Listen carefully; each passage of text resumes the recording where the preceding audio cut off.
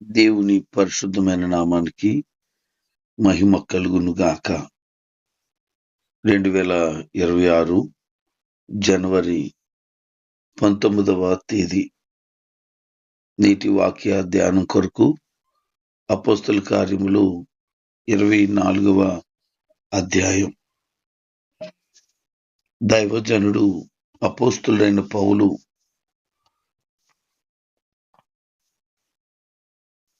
న్యాయపీఠం ఎదుట ప్రధాన యాజకులైనటువంటి అననీయ కొందరు పెద్దల ముందు నిలబడవలసి వచ్చింది. అతడు నిలబడవలసిన సమయము దైవ చిత్తమని ముందుగానే తెలియపరచబడిన విధానంలో ఈ స్థలం ముందు ఉండడం జరిగింది. మన పట్ల దేవుని చిత్తం నెరవేర్చబడుటకు ఎప్పుడు మనం సంసిద్ధులై ఉండాలి. తెర్తుల్లాస్ అనేటువంటి న్యాయాధిపతి అక్కడ ఉన్నప్పుడు తెర్తుల్లాస్ అనేటువంటి వాడు మాట్లాడుతూ లేనిపోని నిందలన్నీ వేయటానికి ప్రయత్నం చేస్తూ ఉన్నాడు. ఏమంటున్నాడనంటే, ఫిలెక్స్ అనేటువంటి మా యజమాని అయినటువంటి సహస్రాధిపతి, మీరు ఈ ప్రాంతానికి వచ్చినప్పటి నుంచి మేమెంతో ప్రశాంతంగా ఉన్నాం. ఈ దేశ జనాలు, ఈ ప్రాంత జనాలు అనేక కీడులు, అనేక సమస్యలు కలిగినప్పుడు మీరు చాలా చక్కగా వారికి న్యాయం తీర్చారని మాకు తెలుసు అని సోది మాట్లాడుతున్నాడు. తెలివితేటలు పొగుడుతూ మాట్లాడుతూ, ఇదిగో ఇతని గురించి మేము చెప్పాలనుకుంటున్నాము.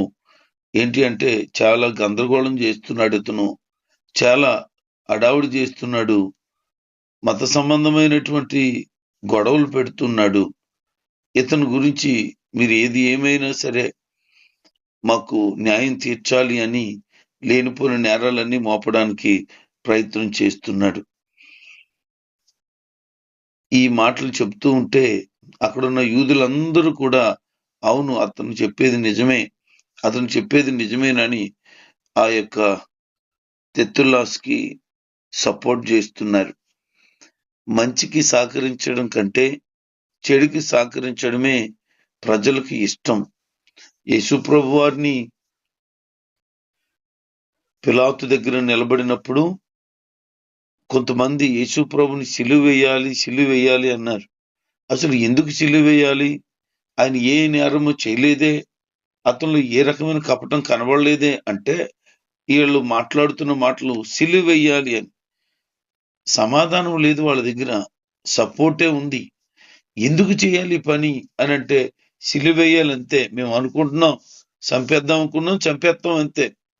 మీరు మాకు కోఆపరేట్ చేస్తారా చేయరా? మీరు ఎవరైతే మాకెందుకు, గవర్నర్ అయినా పర్లేదు, రాజైనా పర్లేదు, మేము ఏదంటే అనుకున్నామో ఆ నిర్ణయమే చేయండి, మీరు మీకెందుకు అని న్యాయస్థానం ముందు ప్రజలు మాట్లాడుతున్నారు. ఎంత ఘోరమైన విషయం చూడండి. అంటే ప్రజలు కేకలే గెలిచే అన్నట్లుగా ప్రజలు ఏదంటే అదే జరుగుతుంది కదా.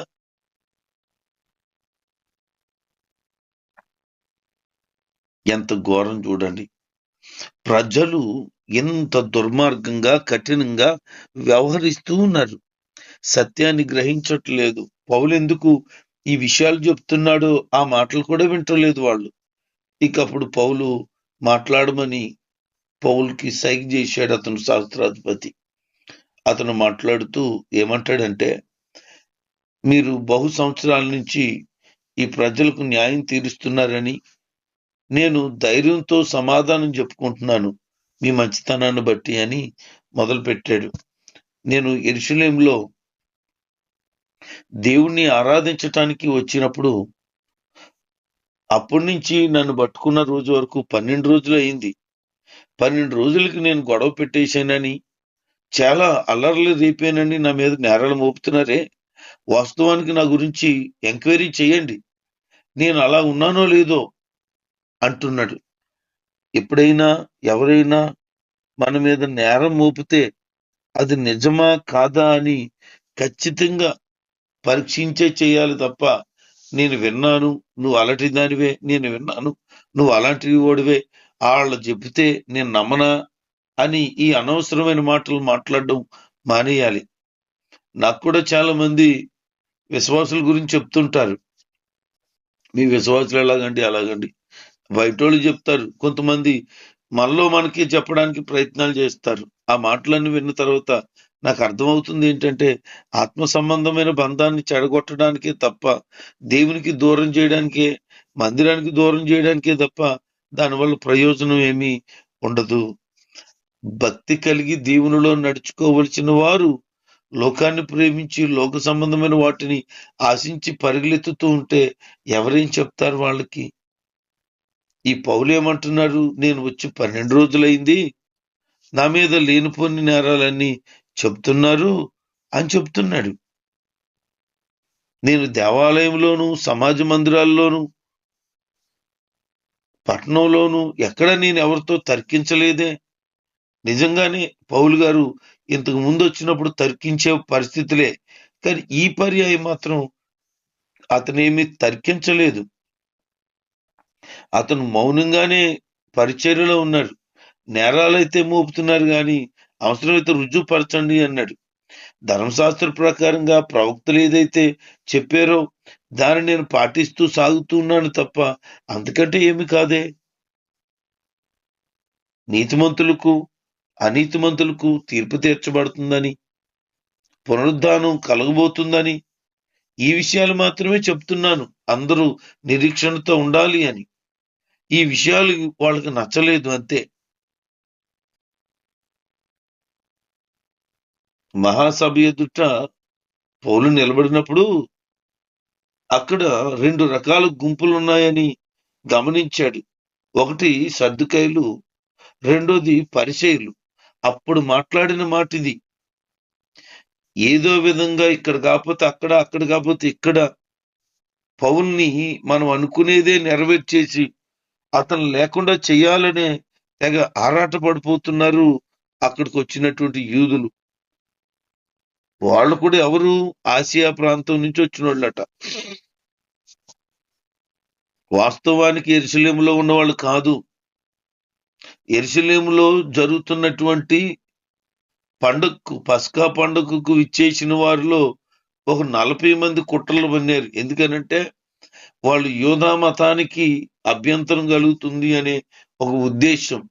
అనేక మంది క్రైస్తవత్వంలోనికి వచ్చేస్తున్నారని ఉండబట్టలేక, నేను ఎవడో ఒకడు ఒక భయంకరమైన వీడియో మాట్లాడుతూ ఉన్నాడు.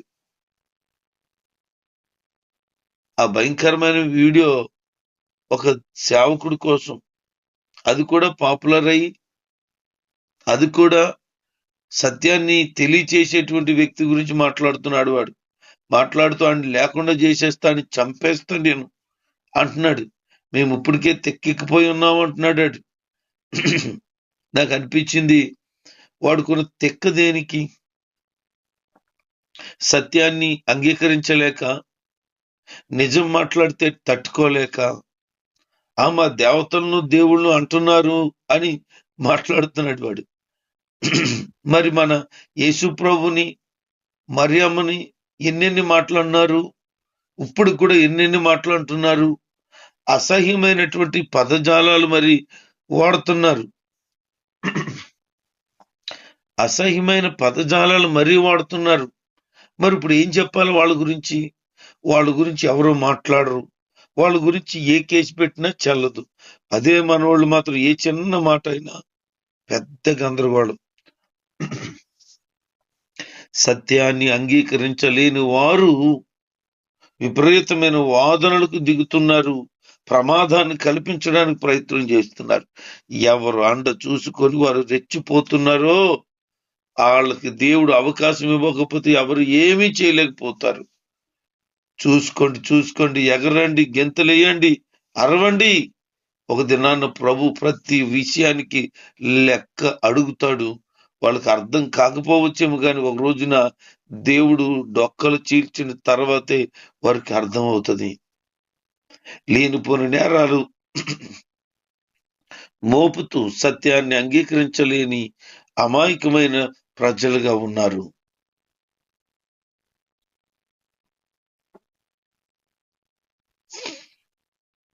ఆ సహస్రాధిపతి ఇక్కడ గందరగోళంగా ఉంది అని, ఇక్కడ పరిస్థితులు ఏమీ బాగోలేదని అర్థం అవుతుంది అతనికి. పౌలు అంటాడు, నేను ఏ తప్పు చేయలేదు, నేను ఎల్లప్పుడూ మంచి మనస్సాక్షి కలిగి ఉండేటట్లుగానే ప్రయత్నం చేస్తున్నాను అన్నాడు.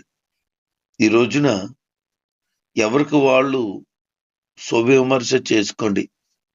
నువ్వు దైవ భయమే కలిగి ఉన్నావా? క్రీస్తుని వెంబడిస్తున్నావా? ఆత్మీయంగా నీ జీవితాన్ని కట్టుకుంటున్నావా? ఎవరైనా నేరం నీ మీద మోపేలాగా బ్రతుకుతున్నావా?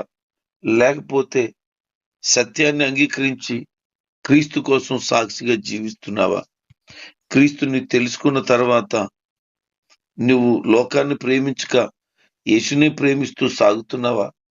దైవ భయముతో ముందుకు సాగుతూ పేదవారికి సహాయం చేస్తూ అనాథుల పట్ల దయగలిగిన హృదయం కలిగి భక్తి కలిగి ఉన్నావా? ఆత్మీయ సంఘాన్ని కలిగి నమ్మకత్వం కలిగి ఉన్నావా? దేవుని ప్రేమను ఇతరులకి చూపించగలుగుతున్నావా? నిన్ను చూసిన వారు క్రీస్తుని కలిగిన వ్యక్తి అని గుర్తించగలుగుతున్నారా? దైవత్వపు గుణగణాలు నీలో ఏమన్నా ఉన్నాయా? ఒకసారి పరీక్షించుకో. నీ మనస్సాక్షికి కల్మషం తోసుకుండేటట్లుగా నువ్వు ఉన్నావా లేదా ఒకసారి ఆలోచన చేయి. ఒకవేళ నీ మనస్సాక్షి నిన్ను గద్దిస్తుంటే నువ్వు తప్పుడు మార్గంలో వెళ్తున్నావు అని అర్థం చేసుకో. సత్యాన్ని అంగీకరించక దురద చెవులు కలిగిన వారుగా ఈరోజు చాలా మంది ఉన్నారు. ఎటు వెళ్లాలో అర్థం కాక గమ్యం తెలియక కొట్టుమిట్లాడుతున్న పరిస్థితుల్లో ఉండిపోయిన వాళ్ళు ఉన్నారు. ఇక్కడని అక్కడని ఇక్కడని ఏదేదో దానికోసం ఆరాటపడిపోతున్న వారుగా ఉన్నారు. నమ్మకమైన మనస్సాక్షి కలిగిన వాళ్ళుగా ఉండాలి. ఈ ఇల్లు కాకపోతే ఆ ఇల్లు అని వెళ్ళిపోతుంటే, ఈ కుటుంబం కాదు ఆ కుటుంబం నాకు కావాలని వెళ్ళిపోతుంటే, నీలో దేవుని ప్రేమ ఎలాగూ నిలిచి ఉంటుందని అర్థం. దేవుని కొరకు బ్రతకవలసిన నీవు ప్రజల కొరకే బ్రతుకుతుంటే నీ మనస్సాక్షి నీకు గద్దింపునివ్వటం లేదా? నువ్వు నీతిగా బ్రతకాల్సిన వ్యక్తివి పరాయిండ్లకు చేరుతుంటే నీ మనస్సాక్షి నిన్ను గద్దించటం లేదా?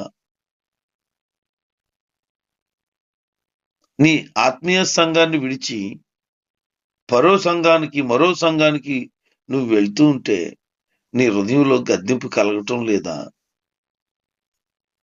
రోజులో కనీసం క్రైస్తవుడిగా క్రైస్తవురాలిగా కొద్దిసేపు ప్రార్థన చేయగలిగిన వ్యక్తివై ఉండి ప్రార్థనే చేయకుండా అన్ని నీ సొంత పనులే చేసుకుంటున్నావు. నీ మనస్సాక్షి నిన్ను గద్దించటం లేదా?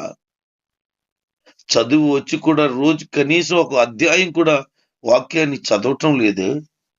నీలో గద్దింపు కలగటం లేదా? నీ మనస్సాక్షి నీ మీద ఏ నేరారోపణ చేస్తుంది? నేరారోపణ అనిపించటం లేదా? అంటే నీ మనస్సాక్షిని చంపేసుకున్న వ్యక్తిగాను వాత వేయబడిన స్థితిలో నువ్వు వెళ్ళిపోయి ఉండుంటావు. నచ్చినట్లుగా వ్యవహారాలు చేసుకుంటూ నీకు తోచిన మార్గంలో వెళ్ళిపోతున్నవే తప్ప ఇది సత్యమా కాదా, దీని విషయంలో నేను కరెక్ట్గా ఉన్నానా లేదా అని నిన్ను నీవు పరీక్షించుకోవటం లేదా? నీ మీద ఎవరు ఏ నేరం మోపకూడదనే ఆలోచన నీకు లేదా?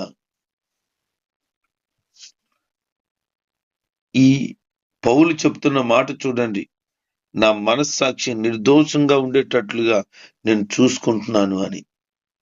నీ ఆత్మీయ జీవితాన్ని పాడు చేసుకోవద్దు బిడ్డ.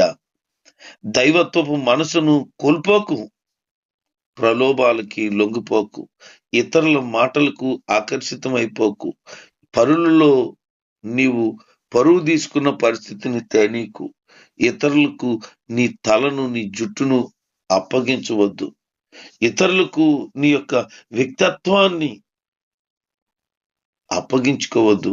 నిన్ను నీవు కాపాడుకో. నిన్ను నువ్వు పవిత్రంగా ఉండటానికై ప్రయత్నం చెయ్యి. మంచి మనస్సాక్షి కలిగినోడు పౌలు. నిర్దోషమైనటువంటి హృదయంతో సాగిపోతున్నాడు. నేను కొన్ని సంవత్సరాల తర్వాత ఇక్కడికి వచ్చాను. నా ప్రజలకు కొంచెం సహాయం చేయాలని కొంచెం సొమ్మును తీసుకొచ్చాను. నేను శుద్ధి కలిగిన వాడినై దేవునికి అప్పగించుకొని దేవాలయంలో నేనున్నానే తప్ప నేను ఏ రకమైన తప్పు చేయలేదు అని చెప్తున్నాడు. నా వల్ల ఎటువంటి అల్లరి కూడా కాలేదు. కానీ ఆసియా నుంచి వచ్చిన వాళ్ళు ఉన్నారే, దాదాపు 40 మంది, వాళ్ళు నా మీద లేనిపోని మాటలు మాట్లాడారు. అది కూడా నేనేమన్నాను?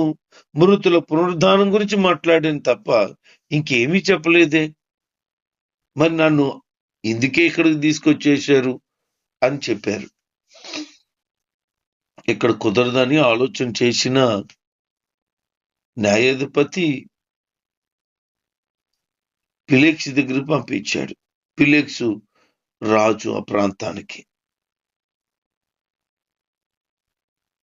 శాస్త్రాధిపతి అయిన లూసియా వచ్చినప్పుడు ఆ సంగతి ఏదో నేను చూస్తాను అని చెప్పి ఫిలిక్స్ వాయిదా వేసేసాడు ఆ గొడవని. రోజులు గడుతున్నాయి. ఫిలిక్స్ కి మరొక భార్య ఉంది. ఆమె యూదురాలు. ఫిలిక్స్ తో చెప్పింది, ఒకసారి పౌలుని పిలుద్దాం, దేవుని మార్గాన్ని చెప్తాడు అని. అతను చెప్పినప్పుడు పౌలు మాట్లాడుతున్నటువంటి మాటలకు అతను నీతిగా ఉండాలని, ఆశానిగ్రహం కలిగి ఉండాలంటే సెల్ఫ్ కంట్రోల్ ఉండాలని, రాబోయే దినాల్లో దేవుడు తీర్పు తీర్చబోతున్నాడని ఫిలిక్స్ కి తన భార్యకు వాక్యం చెప్పాడు. ఎప్పుడైతే చెప్పాడో భయపడిపోయాడు. బాబోయ్, ఇంత ఘోరంగా ఉందేంటి తన మాటలు అని భయపడిపోయాడు. భయపడిపోయి ఇప్పటికి వెళ్ళిపోను, తర్వాత వద్దుగానని అనేక సార్లట ఫిలిక్స్ పిలిపించుకునేవాడట. కారణం ఏంటో తెలుసా? మారు మనసు పొందేద్దాం, పశ్చాత్తాపం పొందామని ఆలోచన లేదు అతనికి. విడిపించమని డబ్బులు ఏదన్నా ఇస్తే పౌలు వదిలేయాలని. కారణం ఏంటంటే ఏ నేరం లేదు. ఏ నేరం లేకుండా ఏదో చేయాలనుకుంటారు కొంతమంది. ఎదటోడిని పాడు చేయకపోతే కానీ నిద్రట్టదు మరి కొంతమందికి. ఎదటోడి మీద లేనిపోని కల్పించకపోతే కొంతమంది మనసు కుదురుగా ఉండదు. ఈ ఫిలిక్స్ కూడా ప్లాన్ చేసి డబ్బులు ఇస్తాడేమో వదిలేద్దాం అనుకున్నాడు, కానీ పౌలు డబ్బులు ఇవ్వలేదు. అయితే అతను అలా వదిలేయండి, కొన్ని వెసులుబాట్లు కలిగించండి అని చెప్పి 2 సంవత్సరాలు అలా వదిలేసేటటువంటి. ఎంత ఘోరం చూడండి. ఏ నేరం చేయలేనోడు 2 సంవత్సరాలు అలా ఉండిపోవలసి వచ్చిందట. అనేక సార్లు రమ్మండం పొమ్మండమే తప్ప వాడు డబ్బులు ఇవ్వట్లేదు. పౌలు ఇస్తే బాగుండు అనుకుంటున్నాడు. అతనికి మొత్తానికి డబ్బులు ఇవ్వలేదు. లంచం ఇచ్చి బయటకు వెళ్ళాల్సిన కరమేటి? ఆ జైల్లో ఉన్న వాళ్ళు సువార్త చెప్తున్నాడు. ఎక్కడున్నా సువార్త చెప్తాడు ఆయన. మొత్తానికి వేరొక ఆ ప్రాంతానికి రాజు వచ్చాడు, పరిపాలన చేసే వ్యక్తి వచ్చాడు. పౌల్ని అందులోనే వదిలేసి వెళ్ళిపోయేటట్టు అతను విడిపించలేదు. కారణం ఏంటంటే యూదులకి నేను చేసిన పని నచ్చుతుంది అని వదిలేసిపోయాడట. మనుషులు వదిలేస్తారేమో నిన్ను, కానీ దేవుడు వదిలేడు. మనుషులు నేను లెక్క చేయడేమో కానీ పట్టించుకోరేమో కానీ దేవుడు పట్టించుకుంటాడు. యోసేపుని 2 సంవత్సరాలు వదిలేశారు జైల్లో. దేవుడు ఒక దినాన్ని జ్ఞాపకం చేసుకున్నాడు. రాజు తర్వాత రాజు అయి కూర్చున్నాడు. మనుషులు నిన్ను పట్టించుకోలేనంత మాత్రాన, మనుషులు నిన్ను గుర్తించలేనంత మాత్రాన దేవుడు నిన్ను వదిలేశాడు అని కాదు. తగిన సమయంలో దేవుడు ప్రతి బంధకాల్లో నుంచి నిన్ను విడిపిస్తాడు. నువ్వేదేది ఈ రోజున అనుభవిస్తూ బాధపడుతున్నావేమో ఆ ప్రతి పరిస్థితిలో నుంచి దేవుడు నీకు నెమ్మదిని, సమాధానాన్ని దయచేస్తాడు. నమ్మకమైన బిడ్డగా ఉండు, భక్తి కలిగి ఉండు, ఆత్మీయ జీవితాన్ని కాపాడుకో, పరిశుద్ధతను కాపాడుకో. నీ కొరకు ప్రార్థించే దైవజనులు ఉన్నారని గుర్తించుకో. నీ కోసం ఆరాటపడే దేవుని మనసు కలిగినటువంటి సహోదరులు ఉన్నారని గుర్తించుకో. క్రీస్తులో సాగిపో, ఆయన కొరకు బ్రతుకు. దేవుడు నిన్ను దీవించునుగాక. ఆమేన్.